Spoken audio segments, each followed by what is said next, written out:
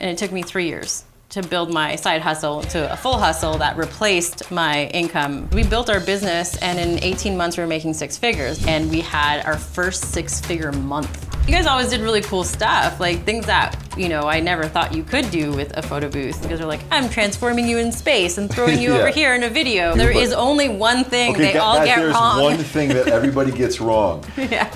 And this is why so many photo booth companies struggle when they're first starting out. Why am I not getting leads? Why am I not getting people paying me what I have on my website? Is there something that you would change or be like, Kat, why didn't you do this? Or I would have done this earlier had I known. I think I would have told myself to get.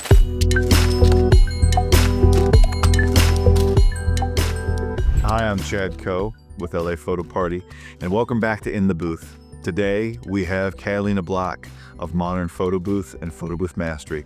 We're going to tackle everything from starting a business, growing a business, evolving, and a little bit about education and white labeling, and also maybe a couple secrets along the way. Get ready, buckle up, and jump in the booth with me, Chad Coe. Kat, thank you so much for doing this. It's so good to see you. Flew all the way to LA just for us. That's not true. You were in town. Worked out. Worked out pretty good. Thank you for joining In the Booth. No, thank you for having me. Love seeing the whole behind the scenes of LA Photo Park. Yeah, and this is our first in-person In the Booth episode. All right, let's jump in. Okay, let's start at the beginning. Why did you want to get into the photo booth business to begin with?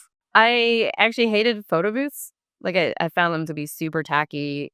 Any photo booths I'd ever seen, like I remember there's one company that was at every event and they had like this table of hats and glasses. And I'm like, I'm not putting that on my head. Like, so if you washed it, it's thin.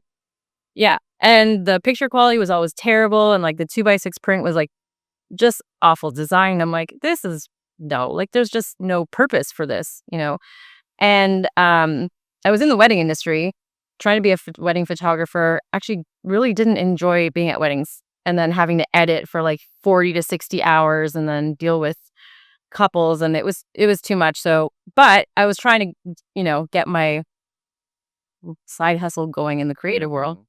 So I went to WPPI because I was like, I need to learn how to have a profitable business so that I can actually make money on the side. And I flew with 3 friends and we had free passes because we couldn't afford to like pay for, WPPI. So I knew a lot of photographers that were going to be on the floor talking. And that was all I was interested in, was going to see that. So we were walking around and then I saw a photo booth. And I took a picture with my friend and I'm like, this is amazing. This is like a portable studio. It printed a like album quality photo instantly. I'm like, okay. Don't ask me what happened, but like something went off in my head. I called my husband. Remember, I'm broke. What year is this? 2014. Wow. So February of 2014. Paid for a photo booth on my parents' emergency American Express card. Keep in mind, I'm like 30 at this point. So no business having that. And I called my husband. I'm like, I don't know. This is it. Like, this is the business that I'm going to do. Like, I just see it. I could see myself like having this at my own party. So I think other people would want this too. And so I bought the booth. It was 9,000 US, which was like 13,000 Canadian back then. Yeah. And I'm like, well, I have like 30 days to pay this off before my parents see the bill. And that was kind of it. That was the start of the photo booth business. Got home, did the branding, did the website, and we just, did a lot of research, how we could be different, and just started from there. So it sounds like you had like a real ping, like an instinct to like go for it, and clearly it's paid off. You mentioned side hustle. What was the moment you knew Modern was more than a side hustle, or that early on, did you even have Modern, or was it, Catalina Bloch events, or what was it? No, it was always Modern. So I wish I actually had, maybe I'll email you what the original logos were, because my husband and I back then, like, we were trying to figure out what to name it. And so we had a little wine. Yeah. And started like looking at the booth going like, what should we call this thing? And we had bought a photo booth, Supply Co. photo booth, and it was really tall and skinny and drunkish. We're looking at it, it looks like a skinny owl. So it was almost Skinny owl? a skinny owl. Yeah. We almost called it Skinny Owl Photo. And things would have been so different. So no, and then I wanted something that was modern, right? Like, it's so easy to really get into this business, and then you get stuck with a name where you're like, this is kind of like what everyone else has, right? So I wanted something really different. And I want it to be modern. I'm like, well, why don't I just call it modern? And I'll make it even more modern by removing all the vowels. Yeah, smart. Yeah, right. Yeah. I know.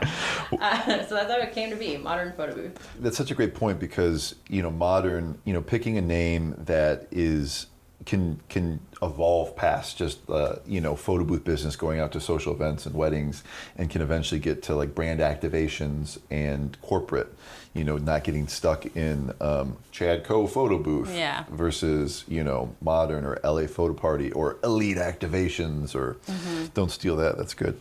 I'm pretty sure that exists somewhere. Yeah, dang it. Now I'm being sued. Okay, on your website, photoboothmastery.com, plug, you say, life is too short to do something that doesn't bring you joy. What brings you joy about this business?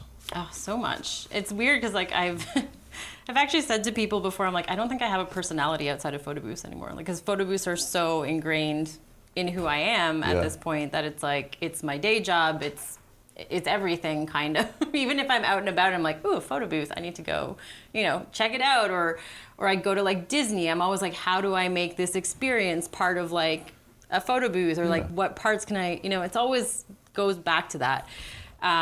So I don't know. It's just like photo booths to me are more than just like, you go in, you take a photo. Because at this point, like, we're building experiences. We're, getting people into something like a movie premiere. I know you guys do a lot of movie premieres too. People are there, and if I like TV and movies probably just as much as I like photo booths. So anytime we do a movie premiere, I get super excited. Yeah. Because I'm watching all the trailers. I'm trying to figure out like, okay, how do we like get the same style? How do we get people like engaged in this? Because they're obviously going to see the movie because they like it. And so you want to create an experience for them that they're going to remember. So I don't know, like, it's just, there's so many possibilities. There's the photography side of it. There's also like tech side of it. And you can go as complex or as simple as you want with it. So you just have so much opportunity to get creative, and it's fun. It sounds like the fact that there's, creative challenges and it's always moving, there's always going to be something new is exciting. And it also kind of sounds like it's more than a job, it's maybe a vocation for you. Oh, absolutely. Yeah, because it feels like, I spend a lot of time talking to people on the phone and doing sales, and very often the same story that I hear over and over again is, I'm a nurse, or I work this day job, and I do these on the weekends. I do photo booths on the weekends, but I love it, and I love people smiling, and I love to give that experience to people, and it's fun. And if I could do that all day long, and that was my job, that would be a dream, And it's like, for so many people that have photo booth businesses or about to start one, it is the dream, So it's so cool that you can live out your vocation, Okay, so that brings me to, how would you describe your North Star as a business owner? Yeah, it changes. So, I mean, we can look at this many ways, obviously. When I first started, I wanted something to get me out of my corporate job. So I was working full-time in insurance. Yeah. So that's cool. Is it? Yeah. Actually, I did do some cool insurance. I actually did insurance for an astronaut once, a life insurance policy for an astronaut who is very famous. Which we can't talk about because of the insurance. Yeah. Well, no, it's funny enough. You John can't. Glenn. Yeah, no. I don't know who that is. But, life insurance policy, this is going to be weird, but has a worldwide coverage. And obviously astronauts are going outside of the world. Right. So you need universal. Well, you pretty much had to have like a lot of things changed. And it was really interesting to have to deal with the insurance company and write an insurance policy for someone going out into space. Because apparently if you leave the space station, like if you get detached from your cable or whatever, like you're dead. They won't find you.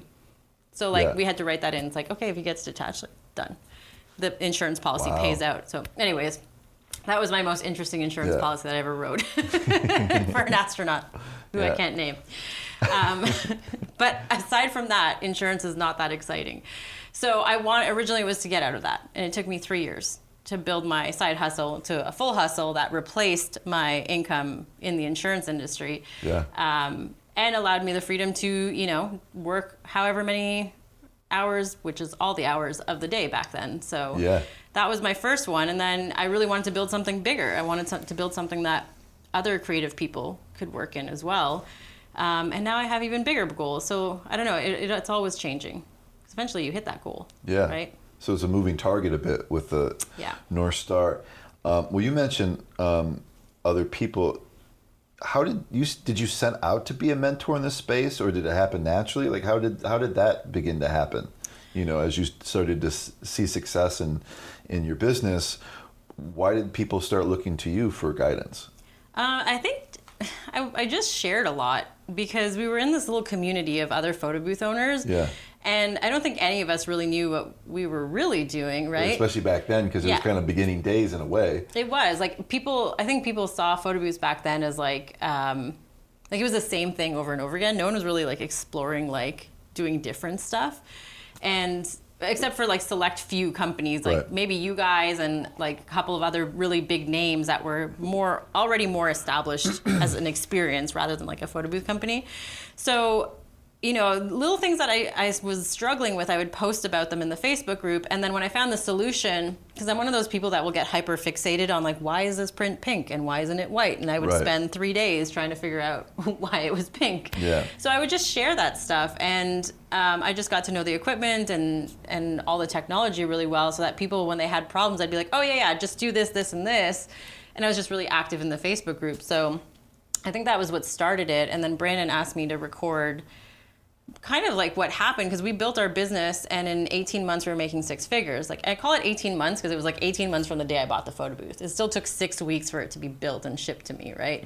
So it was kind of more like just slightly over a year. We were making 6 figures, and that's pretty quick, right? Yeah, and that's huge for a startup business. Yeah, you know? And I had never in my, like I was like, I'll be great if we make 30,000, right? And 100, and I think we ended like 140 or 150 in like that time frame. That's huge. And I just always wanted to be like a place to like help other people, because you know, I also had people who helped me when I was doing my business too. And back then the Facebook groups weren't as mean. People actually were there to like help you instead of tell you like, what do you mean you don't know this camera setting? So I don't know. It just evolved from there at that point. Yeah, it was more inclusive and people figuring out, because everybody was kind of in the same place of like, well, this is new. Yeah. How do we do this kind of together? Like all ships rise type of a thing. Yeah. So was there someone who you did look up to in the beginning? Yeah, there was a lot of people. Yeah. Well, you guys were one of them, of course. And there was... Expound on that real quick. Tell us about that. I mean, you guys always did really cool stuff, like things that, you know, I never thought you could do with a photo booth, because it just, I don't know, we were like taking photos and I'm like, oh, my white balance is good. And you guys are like, I'm transforming you in space and throwing you over here in a video. And, you know, that was back then when it wasn't as easy to process video on the spot, and somehow you guys did it. So, you know, there was you guys, there was quite a few people in the industry too that now, you know, I can call them my friends as well, which is really nice because we've gotten to know each other. But there were some people who really like saw it as a different way to be able to create images and videos. But there wasn't like, I felt like there wasn't really someone who was like that one person, I don't know, like the super famous photo booth. Like, is there a really famous photo booth company even now? Like maybe... I don't know. I mean, we've been around 16 years, but I feel like it changes. I feel like sometimes some of the people who were around like 2-3 years are now more famous. I mean, you become somebody who's like, you know, an industry figure, you know. We're like photo booth famous. I know, which is like a small... I guess actually like Cole Walliser, is that his name? The Glambot guy. I guess he's, He's like the unknown, he doesn't know he's a photo booth icon. Yeah, is it the guy with the hair at the Academy Awards stuff? Okay, cool. Shout out to you, my friend. Yeah. Let's talk about building the business a bit, your business, and also for people to build their own. Mm-hmm. What do you think most people get wrong when launching a photo booth business? Oh my gosh. Oh. There's the one thing. You can name one or a few. No, there is only one thing they all get wrong. There's one thing that everybody gets wrong. Yeah. There's the one major thing and there's a secondary thing. The major thing is that every single photo booth company that starts out, or at least 99% of them, I'm sure there's a couple of people in there that get this right, they try to target everyone.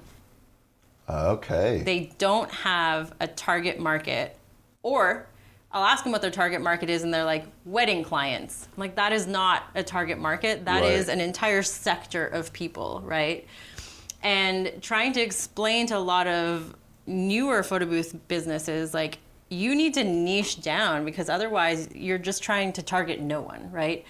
And this is why so many photo booth companies struggle when they're first starting out. Sure, they can get the first couple of jobs from their friends and family, but then they're like, why am I not getting leads? Why am I not getting people paying me what I have on my website? It's because they can't tell the difference between you and the next person because they all look the same and they're all targeting the same people. And I think the people who are super successful is because they have a niche. Like you guys mostly only do corporate, and you did mostly movie premieres, right? At the beginning? For a long time, yeah. Yeah. You've probably expanded at that point, which is another point I try to tell people. I'm like, just because you're hyper focused on that one client doesn't mean you're not going to get other ones. It just means that you're going to be able to attract the right people.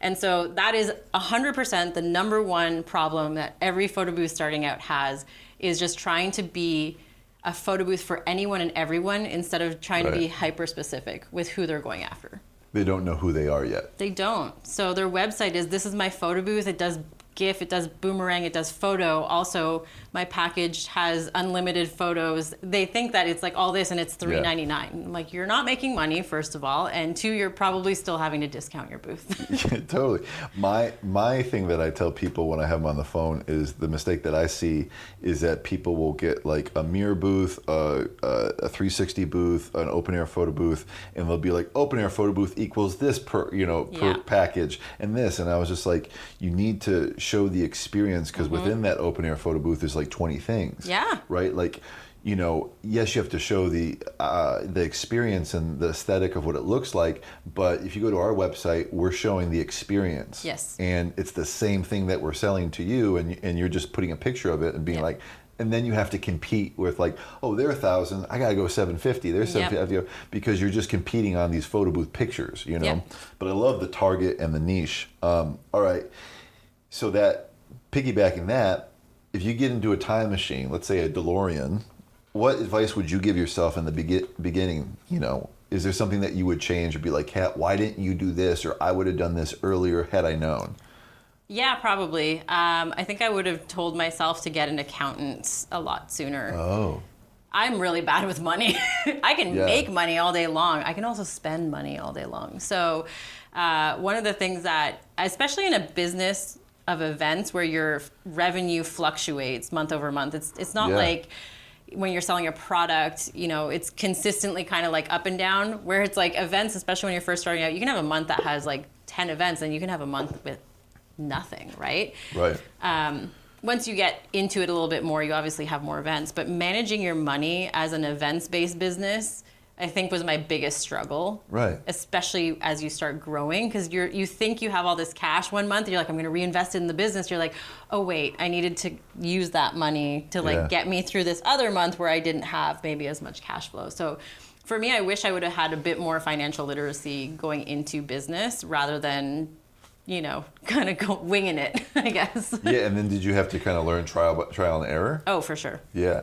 Yeah. And, you know, because, you know, getting the right people around you is really important. You know, I was looking, you know, doing the research and looking at your site, and you just updated, and you have this great picture of you and your team. There's like 10 people. Yeah. But I'm sure in the beginning, you were all of those people. I was all of them. You know what I mean? Every single one. And it's just like, you know, and what you're 10 years later or 11 years later, right? You know, but I think it's so important for people to get people to work with you that have skills that you don't have, and can, you know, and you don't have to be the best at everything. And a lot of times CEOs or people that, you know, they try to do everything, and you can't. You know, how does someone stand out in their market, and then how did you stand out in Canada, in Ottawa specifically, I guess? Well, again, niching down, finding your target audience, finding out like what is your market missing. I see a lot of people who are in, like, let's say LA, and they're like, oh, LA is so saturated with photo booths. Like, you guys have 33 million people here. There's so many different kinds of people here too, right? Like, there's so many possibilities. Here there is a really big, obviously rich Mexican culture. You could have a photo booth that is just basically doing quinceañeras and Yeah. Mexican celebrations, and really only targeting the Mexican culture, and you could have a thriving business off of that, right? Yeah. Or you could go after movies, or you could go after like how many pharmaceutical companies or how many gaming companies. Like you can niche down so easily here. And I think that is one of the biggest ways that people can really stand out. What we did is we looked at all the photo booths in Ottawa and in Toronto, because Toronto's a big city that's only about 4 hours away from us.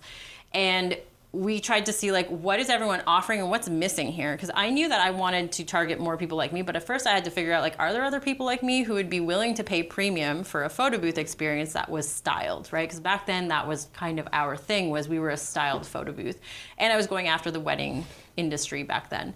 And then from there we were able to be like, okay, this is what they have, this is what we're going to offer.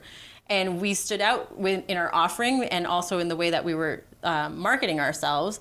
And we were able to charge double what every other photo booth company was doing. So they were charging $400 or $500 for 3 hours. We were $975 back then, which is like $1,500 if you count inflation and all that now. So that we didn't have a problem charging that amount of money either. So on the corporate side, we also wanted to do the same thing. So back then, our props, we handmade our props. Like I bought a Cricut machine and I was like making. What is that? Oh, like a die cut machine. Like, the little, I don't know what you call them, but yeah. So you could make your own prop, yeah. Yeah, so I made them out of like really thick cardstock, and we made sure that all of the props always fit the theme of the event. So it wasn't just like random props that you got from like Dollar Bin or whatever. So we made props. So even our corporate events, when we went to our corporate events, we handmade our props for them. We charged extra for it. And they loved it because it was specific to them, right? So like if we did an insurance industry event, all the inside jokes that I knew from insurance were in bubbles, and they died. I've never seen insurance brokers so happy to be in a photo booth because they had something that made sense to them. So making that connection with them is important. So finding the details and how to kind of stick out and how to do something your own way. Yeah. Right.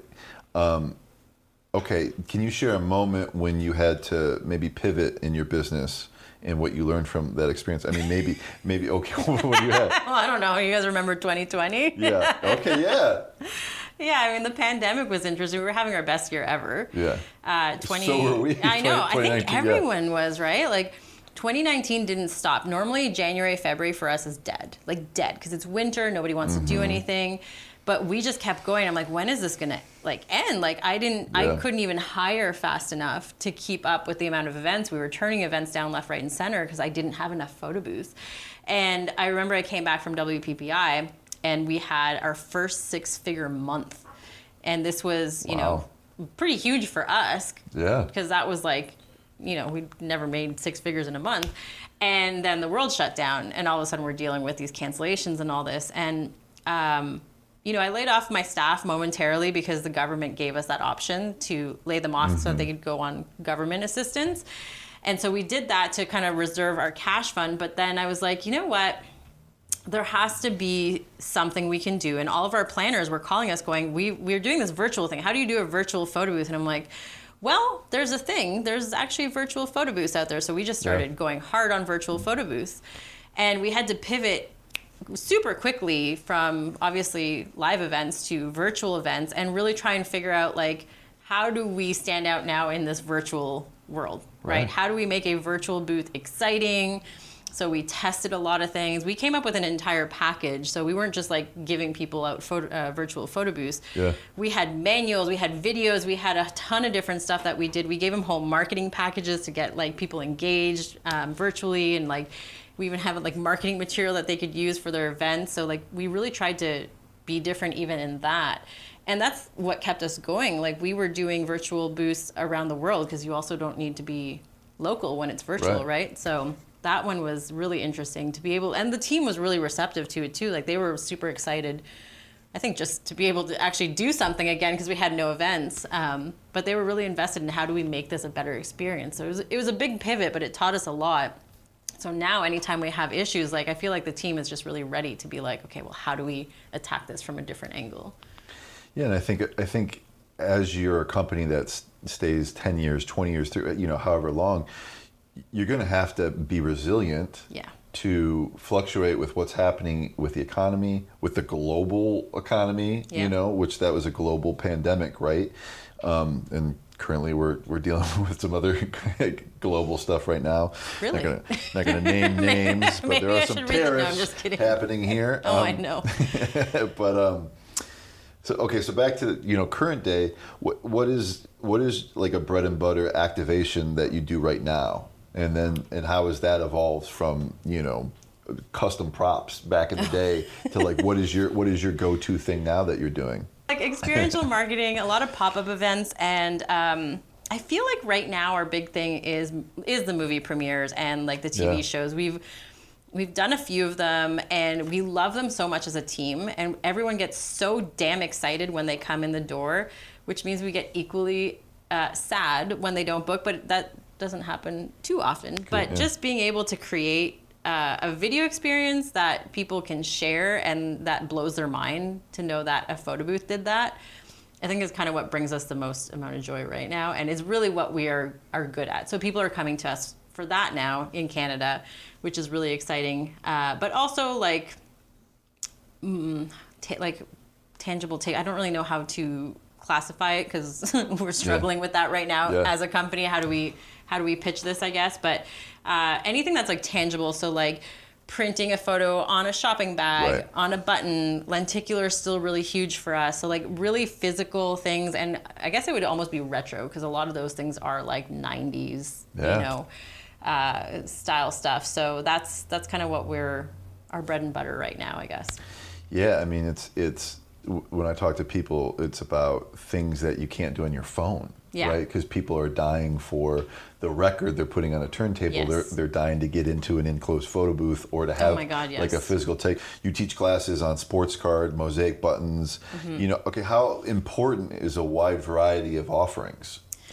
I think it's important if that's what you're trying to go after. So with corporate clients, you know, okay, let me put it this way. You can either niche down to the point where you only offer one product, and there's some people who do that, right? Like there's a portrait lounge company. I'm not going to name names of people, but that's all they do. Not today. No. They only do portrait lounges. They only do, you know, printing 8x10 or 5x7 on site, and that's the only thing they do, and that's great. They don't need to necessarily diversify because they know exactly who they serve and what their product is. And they do it great, yeah. Exactly. But I think when you are trying to be a photo booth company that provides your clients with what they need, especially in the corporate world, you need to have a lot of different offerings because not every client has the same goal. In corporate, it's like some people want social amplification, some people want interaction, some people want a physical take home. And you need to be able to evolve to not only offer them different options, but different things year over year. Like I have one client that refuses to do the same thing twice. And so every time they come to us, they're like, well, what do you got for us now? Yeah. Oh, God. And honestly, I think I just find products for them. Yeah. Just so I'm like, what's new? Yeah, here you go. Yeah. You ever get that email? What's new? Yeah. Yeah. And we're ready this time. So I think it's important that people understand what's out there, especially in corporate. In weddings, you know, I feel like weddings haven't evolved quite as much in experiences. Now we're seeing a lot of the studio booth or the portrait booth, right? And that's a really big thing. I really think that the spotlight booth is what's going to replace glam, because glam is still going strong, like the Kim Kardashian booth and all that. Yeah. But I do think that if you want to go after corporate clients, you need to be able to offer a variety of different products. Yeah, and okay, so let's say there's somebody watching who is trying to get their first corporate client, or they're dipping in that, or they have a corporate client. How do they keep that corporate client and then grow that relationship? Because with corporate, sometimes there's 7 people or 10 people on an email chain, or there's people that do just this rollout of this thing, but it's a different department who's going to reach out for this other thing, and they don't talk to each other. How do you maximize that relationship? Well, with all of our corporate clients, we always do proposals, and our proposals sell our product. And that's how we keep our messaging consistent throughout what I call the committee. I call them the corporate committee because you have all these different account managers. Sales has one thing, marketing has another thing, and obviously accounting is all about the budget. Usually you're dealing with a planner or an agency, right? Who's then talking to the client. So your messaging can get very skewed. And at the end of the day, if you're not using a proposal, it's like, this is the photo booth, it's $10,000, but they don't see why, right? So we always present proposals that show them exactly why by highlighting what their problem is and how we solve it for them. So that's always been how we've gotten our corporate clients to be able to see the value in what we're doing. And then on top of that, we keep them excited because we are constantly giving them information as to like what's new, what's next, right? We touch points with them at least once a quarter saying, hey, this is what we're seeing is hot right now in the industry. Here's what your competition's doing. Oh, interesting. So that they stay informed and they also like we stay top of mind for them. I love that. Yeah. We used to do this thing called Lunch and Learns. Oh, yeah. Where you like go to, I forget who it was, let's say it's Universal or something like that. And we would go and we'd be like, this is what's new, our CEO or somebody would go, or sales rep would go. And they'd be like, oh, this is cool. And then they'd book us for the thing we always do. Yeah. You know what I mean? You're like, oh, this is great. Oh, you can do a hologram? Okay, can we just have like GIF? Yeah. You're like, okay, cool. Did they ever book the hologram though? I mean, they end up sometimes booking like the weird thing, but it's just FaceTime. It's a reason to talk, right? Yeah. And also it's nice to reach out and not be like, hey, book us, but hey, we have something to share. I think, what trends are you seeing? So you mentioned a few in the photo booth market right now. You mentioned what is Spotlight? I actually don't know what that is. So it's like you can do it black and white or color, but where you use a snoot on your strobe, right? It makes like a spotlight, a white spotlight, okay. And then it's just all black on the outside. But it's like the most red carpet thing you can have. And right now, people are going crazy for it. And the other thing too that's really interesting is that because the spotlight is so freaking bright, it doesn't matter how dark or where you are in the venue, it's a spotlight and people are like, what is that? And so it really attracts people, yeah. Oh, very cool. Yeah, we just did our first like actual event of doing it.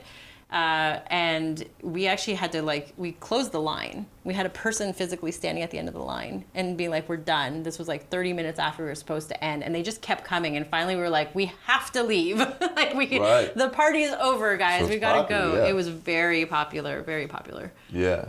And it's interesting. What would you say for companies? Because, you can spend $5,000, $10,000 on something that's very trendy in the moment, but we don't know if it's going to be just for this year or it's going to continue. I mean, I remember when graffiti wall was the hot thing. Oh my God, yeah. You know what I mean? I never got one.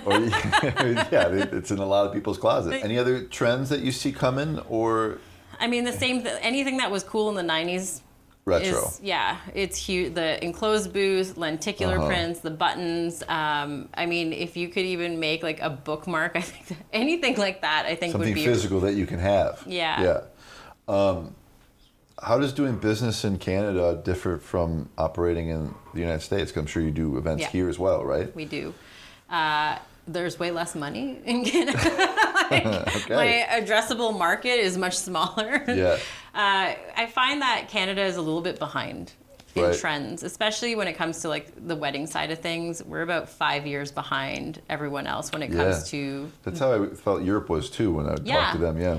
Yeah, Europe is also like that for sure. And then on the corporate side, I think we're catching up. I think in Canada we're finally starting to catch up in terms of people getting the right amount of budget to do the cool things that are also done here in the US.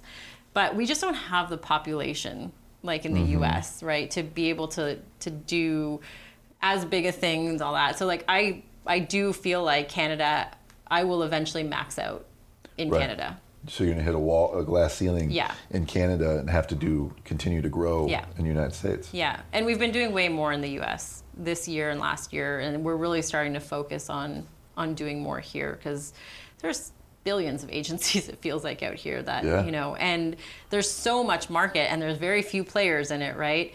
At that level. At that level, yeah. So a lot of times these agencies end up going with someone who's really not qualified to help them get to the goal that they need to get to. Right. And then they feel like a photo booth was a waste of time because they just didn't have the right vendor. Yeah, and someone didn't deliver. Yes. Right? Kat, real serious question. How important is white labeling to a photo booth business and to your business? Do you have any opinions on that? I've got a couple of opinions on it. I think it is important if you want to expand. Obviously, it allows you to expand without investing in equipment. I think a lot of people use white labeling incorrectly. And I think that because that word gets thrown around so much, nobody really knows what it means. It hasn't been at least defined in the way I think it should be in our industry. White labeling is really meant to expand what you currently have, in my thinking, right? Like if I do a print photo booth and I need to do another print photo booth maybe on the same day or in another city that I can't physically get to, then I would hire somebody who is capable of doing it. But I still need to do all the work, right? In terms of preparation and programming the photo booth, making sure that everything looks good, making sure that that person knows enough to execute. Obviously, their job is to execute. My job is still to do everything else beforehand, right? So it's almost as if I'm the same. I treat them the same way I would if I was sending out my booth attendant, right? My booth attendant's job is to do the actual job. I still need to be the one that creates the experience and all of that. And I think a lot of people nowadays use white labeling to offer services that they don't have, right?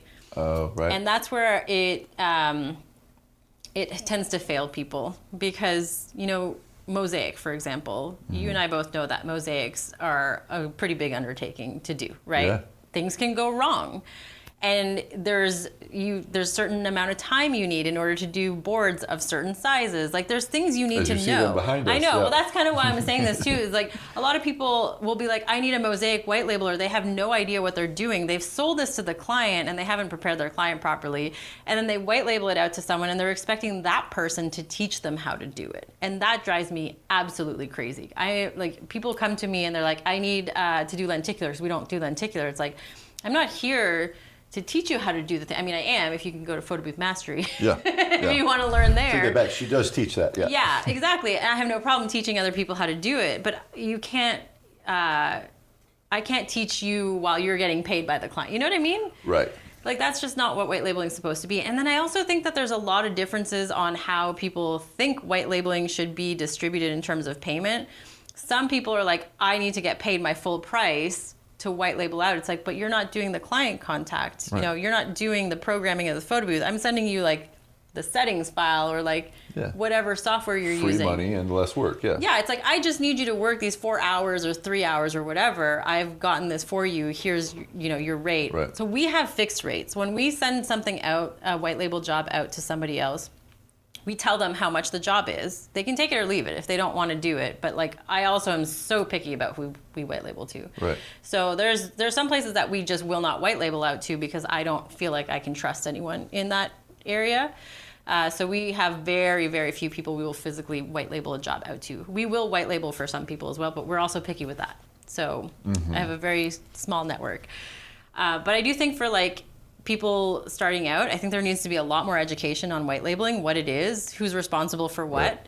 And I think it is a tool that can be used to help you expand or to, you know, help you do jobs when you're growing that maybe you don't have the ability to take on at that exact moment.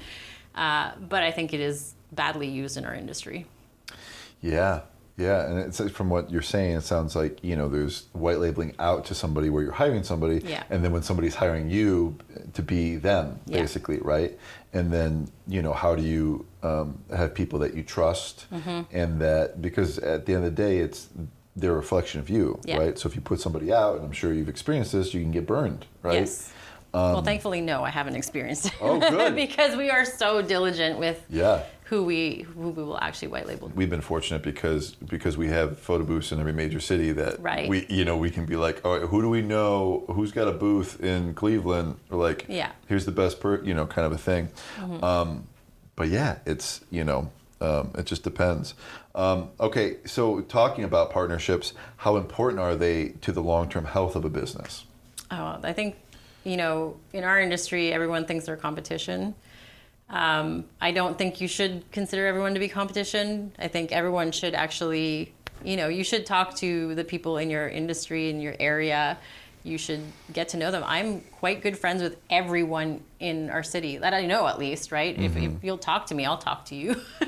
But probably my biggest competitor is one of my good friends too. And, you know, we exchange staff, exchange equipment. Like, we help each other out wherever we can. There's more than enough business to go out there. So I think if you want to grow, you need to get to build those partnerships, because they will help you. Like, I don't have an array. I've never had an array. I have the shell, but I'm not about to drop whatever $30,000-$50,000 to get all the cameras and equipment and all that other stuff. I know how to do an array, right? But I just don't have the equipment. So if I need one of those, then I have someone who will give me the equipment, and I still take care of everything else, but I don't have to drop 50 grand on that thing, right? And it works both ways. So, you know, if you have partnerships, it opens up a lot of doors for you to be able to do other things. Yeah, and I just think that just is a really good attitude to have, because I think some people think of lack, that there's only so much to go around, but really what I've noticed and what we've always kind of put out ourselves is that there's enough business to go around, you know, and it takes a long time to get to the place where you're bidding on Netflix, right? And there's always 5 people bidding on it, you know, unless you have a long-term relationship. If it's a new client, if it's a new thing that they're going out to. And okay, so here's a little question on that is, how do you win business when you know you're bidding against other people for the same job? I don't know that I've ever openly known it's not like we talk about, hey, we're bidding on all this stuff, right? Or maybe you assume that you're bidding against somebody else. Yeah. You know, maybe not necessarily like, you know, there's somebody who's your best friend in there, but like, hey, you know, what would you quote us for this? And it's a corporate client, and you know that they're probably looking elsewhere. You know, how do you feel you stand out when they're comparing proposals? I mean, that's my job, is to stand out, right? As a company, we need to stand out, because we're probably going to come up against people who are even probably bigger than us. I mean, I'm sure there's other companies there's companies that agencies reach out to in the US. I know that they try to bring into Canada, so I don't even know who those companies are. But anytime we go into anything, we do 110%. We treat our clients the same. We actually have a formula of how we deal with all of our corporate clients. Okay. What is that? Well, it's currently trademarked, so I can't. No, we actually are in the process of trademarking. Event equals money. I don't go to the events, funny enough, but no, we've created a system of how we treat every client when they come in, and they're the same each time, and it's either going to align with their values and their budget, because they have to have budget, right? Otherwise, it's not going to work, and maybe it doesn't work this time, but it might work next time. So as long as we treat them the same way every single time, they're going to come back to us eventually, right? And I think that at the end of the day, they have their reasons, and we just have to do everything we can to make sure that they try to pick us, right? Yeah. And we show our value. That's our responsibility, and that's the responsibility of any photo booth owner, is to show your value. That's it. If you can't show your value, you're not going to get it. And yes, I have lost stuff to other people, right? And we've given it, like, there's been so many times, I'm sure you guys have had this too, where you're like, you do the mock-ups, you go above and beyond, you're talking to them every day, and at the last minute they're like, the client decided to go with someone else, and you're heartbroken, but you're also like, okay, great, have a great activation, even though you're like crying inside, but you know that you've treated them well enough that they're going to come back to you eventually. And maybe you didn't show your value enough, or maybe the client just doesn't care and they're just looking for budget. In other words, you have a misalignment of values. Yeah, and you also don't know, I love that, you also don't know when something's going to come back and help you out. Yeah. That pitch you did in 2018 comes back around in 2024. Yeah. And so I love that you said show the value. I mean, also, I don't know if you've experienced this, but I've experienced it with the, we call them big fish clients that sometimes take years to land. Yes. Where you build a relationship with somebody and then they get fired. Yep, or leave. And leave. Yeah. And, one of, the biggest client I ever landed for us, it took me years. And I think there was about 5 to 7 people who I was, my contact, who were let go. And I was like, this is never happening. Yeah. But finally it did, and then you're like, wow, okay, all that work did pay off. Yeah. And it matters. Okay, so speaking of that, have you ever had to walk away or fire a big client? And what guided that decision? I mean, I think I've wanted to. Yeah. Oh, spill the tea. No. I don't think I've ever fired a client. Not that I can think of, honestly, off the top of my head. There's definitely been clients where we put a tag on their file, right? So in order to warn any other of the account coordinators or anyone else who touches the file, I guess, as to how they need to be dealt with, I guess, or whether or not it's someone we want to go after. You know what I mean? Like, Right. So we've definitely blacklisted people after we've worked with them. Yeah. But not during. We haven't had to Meaning knock that on you're wood. like, that's not worth it to do it again. Exactly. Yeah. Because of the headache and the energy and the people and all that jazz. Yeah, usually if the person's an asshole to us Yeah. and our team, like, I don't want to work with you. I don't care how much money you're offering us. Like, I want this to be an enjoyable experience. Because it should be. Yeah. And it's just like, don't be an asshole. Don't treat my staff like Exactly. shit. You know what I mean? Don't have ridiculous demands. Yeah. And then, I think we've experienced that as Yeah. well. All right, let's talk about balance. How do you balance the personal and the business, running a business with family life and personal priorities? You're actually kind of balancing a little bit right now, aren't you? Yeah, my daughter's downstairs Yeah. now, being taught by her iPad, but Yeah. educational games. Yeah. It's hard sometimes. Sometimes this is not. You can't have the balance, but you can work towards that balance, right? I think when you're building your business, like for me, when I was building it and I didn't have a child, it was different because I could work as long as I wanted to. You could grind.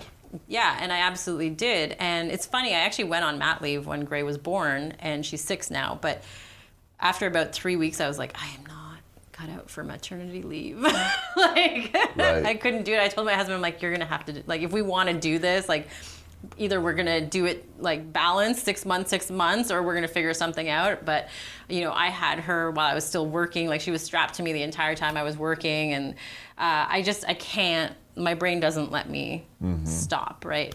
And so for me, the balance now becomes making sure I don't get exhausted, right? Yeah, and burnout. that I do have time for my family. So one of the things that we decided this year, because I do travel a lot now too, is that we're trying to travel as a family. So if my husband has to go somewhere, we travel as a family. Or if I have to go somewhere, they'll come with me as well. I love that. As much as we can, obviously, because it gets expensive sometimes. Points Sure. really come in handy. So if you have a business, please make sure you have a points card so that you can travel your family for free. So that's kind of how we balance it. Right now, we're here in LA.